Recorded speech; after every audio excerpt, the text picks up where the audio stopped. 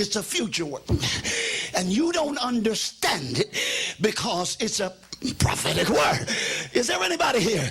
You have to recognize that some things that God says to this man and says through this man, you will not really understand it and walk in it for another 3, 4, 5 years. Because of the prophetic nature of who God has called him to be.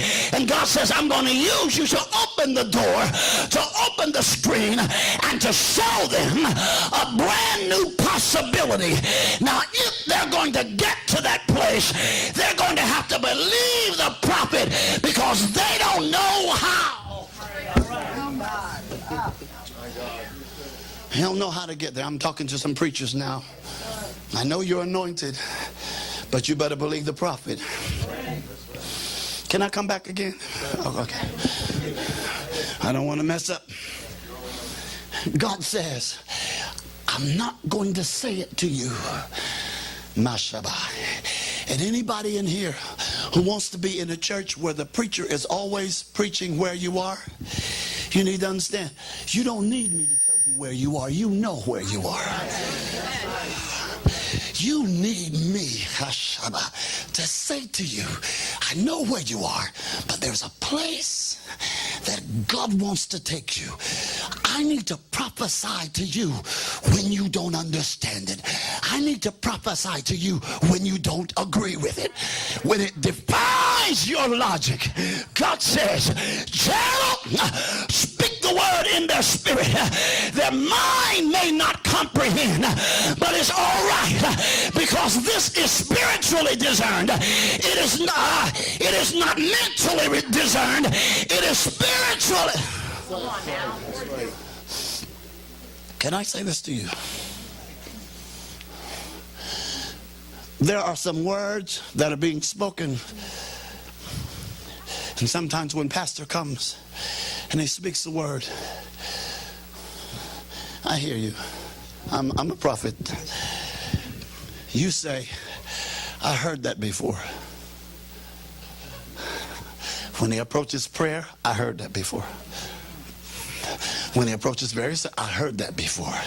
Let me tell you something. You heard it, but you didn't hear it before. Because what is being said now is not in the realm where you are now. Oh God, and in order to get that, you're going to have to seek God to be able to hear him on a different level. There is a word from God that will usher you into that next dimension. But until that dimension is prophesied, you'll never walk in it. You'll never walk in it. You'll never. I'm sitting here for a reason. Next time I'll hoop. Maybe I'll hoop on Tuesday if you get this. No, I'm just. The nature of the prophetic, and I'm going to finish in a couple of minutes. The nature of the prophetic is that it is spoken before it is seen.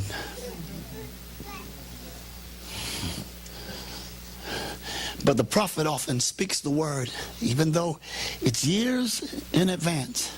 The prophet speaks the word as though it's now. You know why?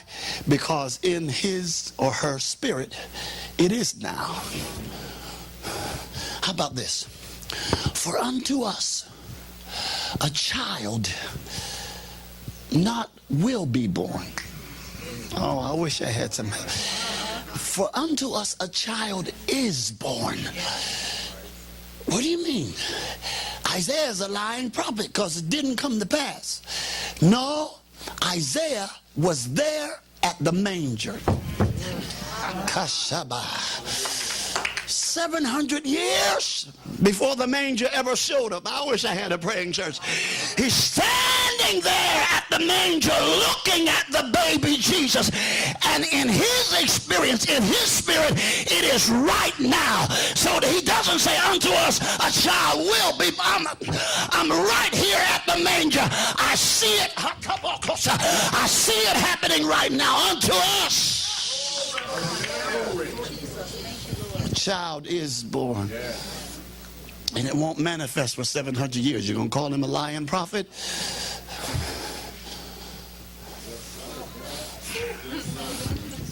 But it can't come to sight until a prophet goes into the unseen realm and by the Spirit of God prophesies it and brings it back into this realm.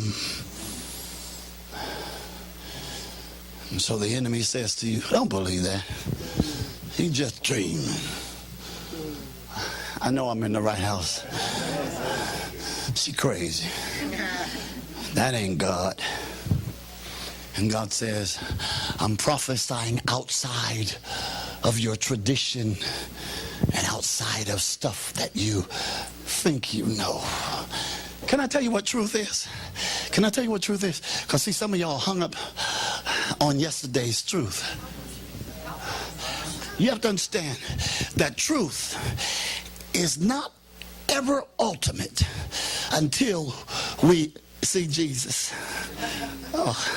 So truth is now always in stages. And the truth today is what God speaks to me about today. That's what the truth is. And tomorrow, the truth that God spoke to me about today will no longer be my truth tomorrow. I wish I had some help, because now I've got another situation. I wish I had some help. I got another dilemma. I got another thing going on in my life. I need a word from God for this. And yesterday's word is not going to suffice for today's situation. And so now we have had yesterday's word, and yesterday's word for some of us was 1906's word. I wish I had some help. Azusa here. Are y'all? Yeah. For some of us, our present day truth is Azusa. It's 100 years ago. And yesterday's truth doesn't fit today, and by next week, yesterday's truth is going to be bondage. Because God is trying to move you on, and the biggest enemy to God moving you on is what God used to do.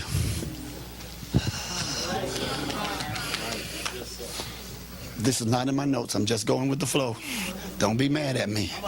I don't have a car, so you can't slash my tires. But God says everybody is anointed. But there are some places that you cannot go in God without believing the prophet. And not only does he say, believe the prophetic word, he says, hook up with the prophet. Don't just receive a word, but hook up. And I know I'm in it here. I know I'm in it. He says, hook up with the prophet. In other words, not only do I need the word from this man of God, I need the man of God. Oh God. You got some poison soup. Right?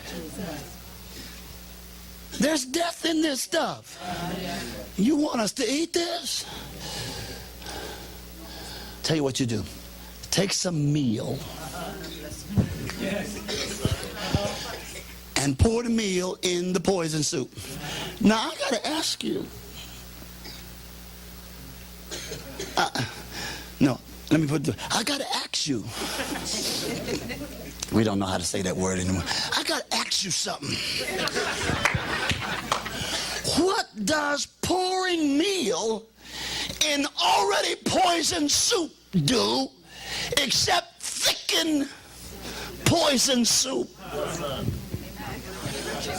It does nothing except for the fact that the prophet said, if you pour the meal in the soup, you'll be able to eat it. I wish I had a praying church. Now this is tight. Either you believe the Bible or you don't. Because I feel some skeptical stuff. I'm going to say it again. Either you believe the Bible or you don't. I don't have to convince you that God is. I assume that he is. Don't give any explanation. Don't try to explain to you how he is. I just step up and say, in the beginning. Yeah. And if you don't relate to God,